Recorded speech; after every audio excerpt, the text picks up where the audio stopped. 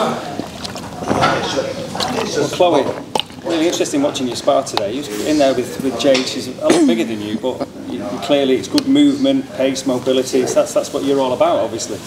Yeah, definitely. Yeah, Jade's good for me to spar, especially with her being not too far. She's only down the road, so today we were just working on just that range and stuff like that. So it was good.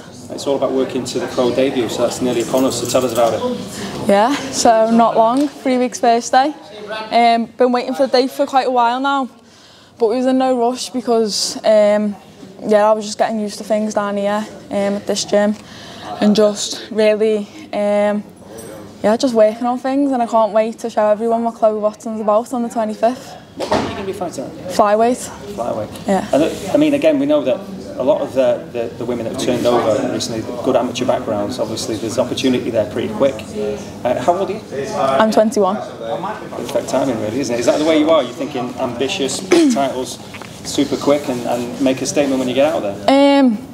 To be honest, I'm not really like, the time doesn't really bother me at the moment because, like I just said, I'm 21, so I just know, you know, I'm aiming to the top and I'm going to get there either way, whether that's going to be in a year or 10 years time. Like that's where I'm going. And if I was like 30, then obviously I'd put like a time limit on things and say I want to do this and I want to do that. But right now I'm just excited to go out there on my debut and put on a good performance and show everyone what I'm about. You could have hung around as an amateur in the GB setup as well, weren't you? Yeah, I was. Tell us about that. Yeah, so I was part of the GB setup. Won the Youth Commonwealth Games in 2017, become GB champ in 2019, and then went travelling just as COVID hit. So I had a bit of time out there because, like I said, I wasn't in a rush to come home because of COVID. Australia. Yeah, so I went to Australia, COVID hit, and there was no boxing, so I thought, right, so I did a bit of training over in Australia, and then when I got back, obviously made the choice to turn over, and not looking back.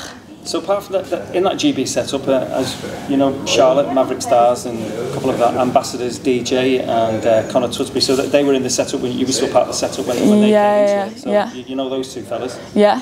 Didn't see much of them because I think it was just like on as I was leaving, but yeah, they seem to be doing well. You know, some of the names just mentioned, they just went to the World Championships, haven't they? So you know, they're gaining that experience, and yeah. Yeah, Connor just missing out on a medal actually. It was considering he was fighting at cruiserweight and he's a light heavy as well, so he did really well overall. Yeah, we've just been talking about that then. Yeah, it's one of them things, isn't it? It's about the experience as well. So. And what's the GB setup like then when you're part of it? Good, yeah. I was part of it from when I was just turned 17. It was. And I jumped on it full time. Obviously, like left college and stuff like that because I knew boxing was just one of the things. I was that kid me in school. That would be just like the lad one in the back, to be fair, and be like, I'm going to be a boxer, I don't need history. I did listen and I did like get my head down towards the end, and I did walk away with the GCSEs needed, but you know, from a very young age I knew I wanted to be a boxer, so it was a no-brainer really for me when it came to, you know, carrying on in college or jumping on full time with GB.